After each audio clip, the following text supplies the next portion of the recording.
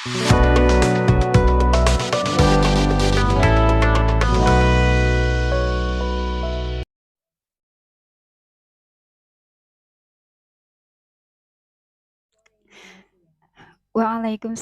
warahmatullahi wabarakatuh.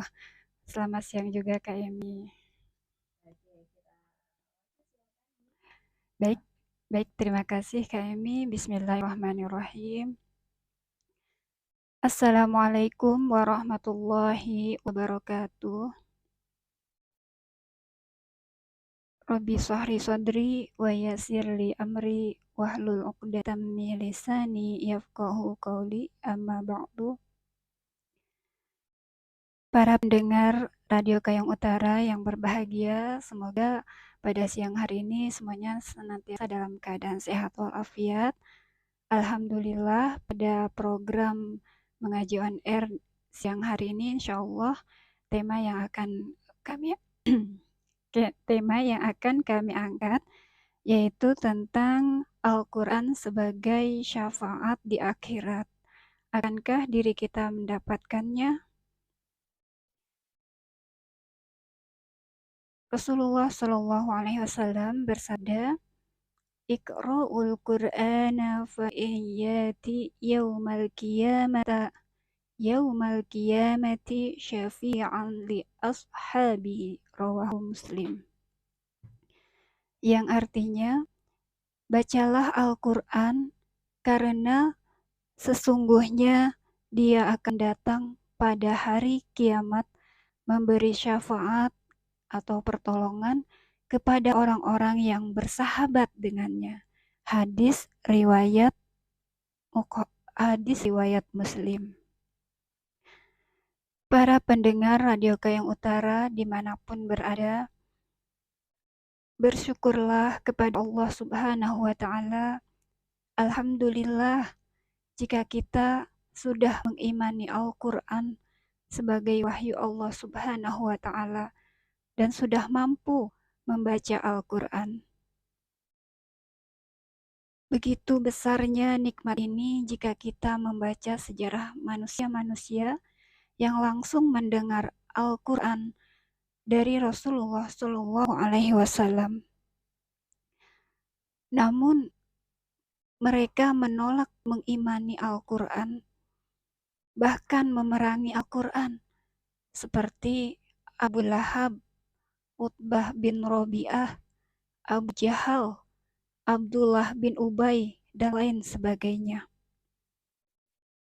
Namun, walaupun demikian, harapan kita nikmat Al-Quran yang Allah Subhanahu wa Ta'ala berikan kepada kita bisa mendekati sahabat-sahabat Nabi yang terkenal perannya dalam mengajarkan Al-Quran, seperti Mus'ab bin Umar, Abdullah bin Mas'ud, Ubay bin Ka'ab, Salim bin Maula Abi Huzaifah, dan lain-lain.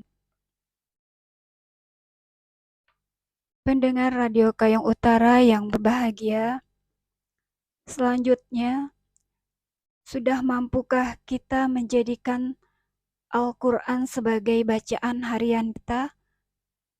Minimal membacanya 1 juz per hari dan harus berlangsung sampai akhir hayat kita. Mengapa demikian? Karena Allah Subhanahu wa Ta'ala telah menyuruh kita untuk senantiasa beribadah kepada kitab sucinya, baik tilawah, tadabbur, dan mengamalkannya. Allah Maha Tahu bahwa manusia tidak akan hidup normal dan terus mampu meningkatkan kualitas dirinya kecuali dengan Al-Quran. Oleh karena itu, jadikan hadis di atas sebagai sumber motivasi dalam berinteraksi dengan Al-Quran. Jangan sampai diri kita menjadi manusia yang begitu terpesona mendengar motivasi-motivasi dari manusia biasa yang profesinya sebagai motivator yang harus dibayar puluhan juta, namun tidak tertarik saat membaca atau mendengar motivasi dari manusia pilihan Allah Subhanahu wa Ta'ala sebaik-baik motivator di atas bumi ini, maka perhatikanlah keimanan kita kepada Rasulullah Shallallahu Alaihi Wasallam. Para pendengar Radio Kayong Utara yang berbahagia, hadis di atas diawali dengan perintah membaca Al-Quran dengan pendekatan kehidupan manusia nanti di akhirat yang sangat membutuhkan pertolongan atau syafaat sebagai motivasi. Namun ujung hadis di atas tidak diakhiri dengan menjadi syafaat bagi pembacanya, namun Al-Quran akan menjadi syafaat bagi sahabat-sahabatnya. Hal ini menunjukkan bahwa dalam membaca Al-Quran, targetnya bukan sekedar semata-mata membaca, namun membaca yang dapat mengantarkan pembacanya menjadi sahabat Al-Quran atau sohib Al-Quran, dan sekaligus menjadi ahlul Quran. Masya Allah. Para pendengar yang berbahagia, untuk dapat memahami motivasi Rasulullah SAW dalam hadis yang tadi dibacakan, kita harus memahami apa saja yang terkandung di balik sabda Rasulullah SAW tadi. Yang pertama, untuk mendalami hadis di atas, kita harus termotivasi untuk memahami dan memperdalam pengetahuan tentang kehidupan akhirat, mulai dari hakikat kematian, alam kubur, hari kebangkitan, berkumpul di padang mahsyar, perhitungan amal manusia atau hisab, kemudian penimbangan amal atau mizan, selanjutnya melewati sirat, dan terakhir kita menuju surga atau neraka. Para pendengar, tanpa memahami kehidupan akhirat, mustahil kita sebagai manusia dapat merasa butuh dan mencintai Al-Quran. Salah satu topik sentral Al-Quran adalah bagaimana mempersiapkan diri kita agar bisa hidup selamat dan bahagia di akhirat. Sedangkan orang yang tidak peduli dengan kehidupannya yang abadi di akhirat biasanya adalah orang yang tidak memiliki pengetahuan yang cukup tentang akhirat. Padahal pada saat itu tiba, manusia akan diliputi suasana yang sangat mencekam dan menyengsarakan. Tidak ada pertolongan yang dapat meringankannya. Namun Rasulullah SAW menjanjikan bahwa bagi manusia yang di dunia dekat dengan Al-Quran, maka Al-Quran akan menjadi penolongnya dengan memberi syafaat. Allah Subhanahu wa Ta'ala berfirman dalam Al-Quran surah Ar-Rum ayat 7, A'udzu billahi minasy syaithanir rajim. Ya'lamuna zahiran minal hayatid dunya wa hum 'anil akhirati hum ghafilun. Shadaqallahul azim. Yang artinya mereka hanya mengetahui yang lahir saja dari kehidupan dunia, sedang mereka tentang kehidupan akhirat adalah lalai. Al-Quran Surah Ar-Rum ayat 7. Para pendengar, yang kedua yang harus kita pahami dari hadis di atas yaitu setelah kita mengetahui dan memahami fenomena kehidupan akhirat, hayatilah dengan baik. Sering-seringlah membayangkan bila diri kita berada di sana, sendirian, tanpa orang-orang terdekat kita, tanpa harta sedikit pun. Bagaimana saat itu kondisi kita? Bahagia atau sengsarakah? Berakhir ke surga atau neraka? Dengan sering memikirkan masa depan akhirat seperti ini, insya Allah akan semakin menambah keimanan terhadap akhirat. Saat itulah kita akan sangat membutuhkan pertolongan. Dan pertolongan itu diantaranya adalah melalui syafaat Al-Quran. Allah Subhanahu wa Ta'ala berfirman, "Kadzalika yubayyinullahu lakumul ayati la'allakum tatafakkarun fid dunya wal akhirah." Demikianlah Allah menerangkan ayat-ayatnya kepadamu supaya kamu berpikir tentang dunia dan akhirat. Al-Quran Surah Al-Baqarah ayat 219 sampai 220. Para pendengar yang berbahagia, adapun contoh suasana di akhirat dapat kita baca di surah Al-Ma'arij. A'udzu billahi minasy syaithanir rajim. Bismillahirrahmanirrahim. Yauma takunus sama'u kalmuhl wa takunul jibalu kal'ihn wa la yas'alu hamimun hamima yubassarunahum yawaddul mujrimu law yaftadi min azabi yaumi idzin bibanih wa sahibatihi wa akhihi wa fasilatihi allati tu'wih wa man fil ardi jami'an thumma yunjih kalla innaha ladha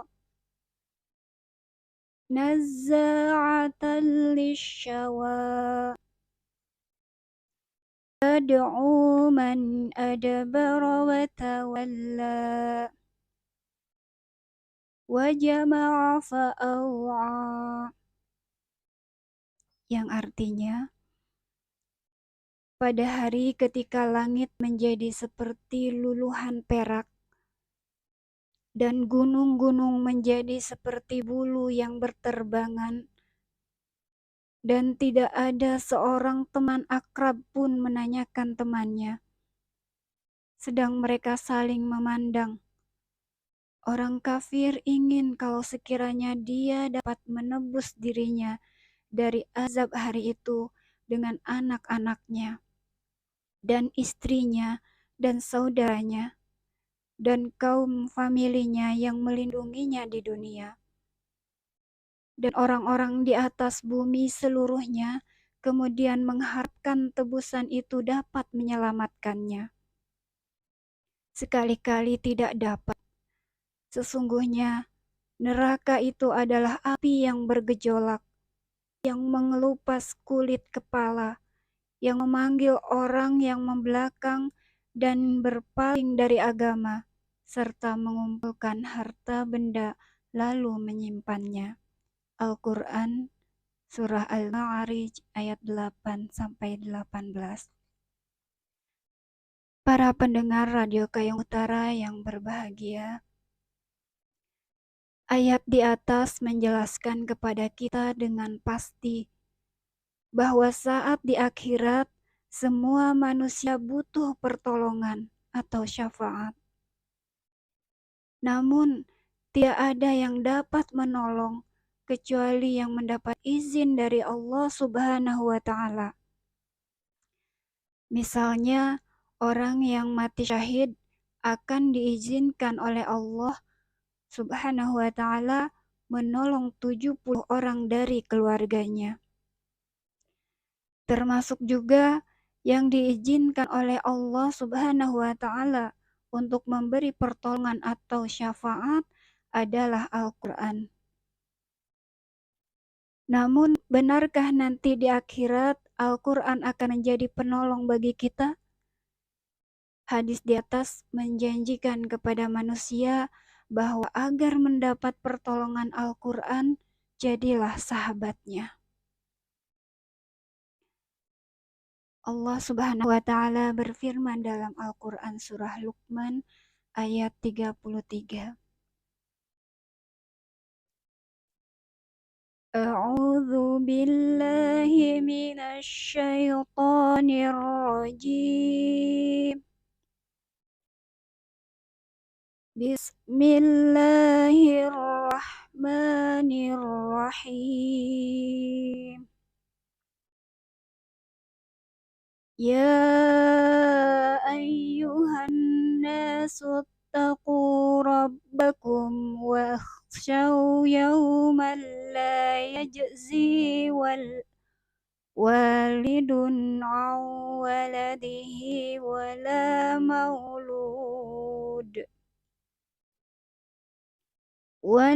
mauludun huwa jazin an walidihi syai'a. Inna wa'dallahi haqq. Fala taghurrannakumul hayatud dunya wala yaghurrannakum billahil gharur. Shadaqallahul azim. Yang artinya, hai manusia, bertakwalah kepada Tuhanmu dan takutilah suatu hari yang pada hari itu seorang bapa tidak dapat menolong anaknya dan seorang anak tidak dapat pula menolong bapaknya sedikit pun. Sesungguhnya janji Allah adalah benar. Maka janganlah sekali-kali kehidupan dunia memperdayakan kamu. Dan jangan pula penipu atau syaitan memperdayakan kamu dalam mentaati Allah. Al-Quran Surah Luqman ayat 33. Para pendengar Radio Kayong Utara dimanapun berada, itulah 3 poin penting untuk menjadikan hadis di atas sebagai motivasi bagi kita dalam membaca Al-Quran secara terus-menerus dan berlangsung sampai akhir hayat kita. Bukan membaca Al-Quran sepekan sekali atau setahun sekali, apalagi seumur hidup sekali. Untuk itulah para ulama selalu berdoa dengan terinspirasi dari hadis di atas. Ya Allah, berilah kami rezeki berupa kemampuan membaca Al-Quran sepanjang siang dan malam.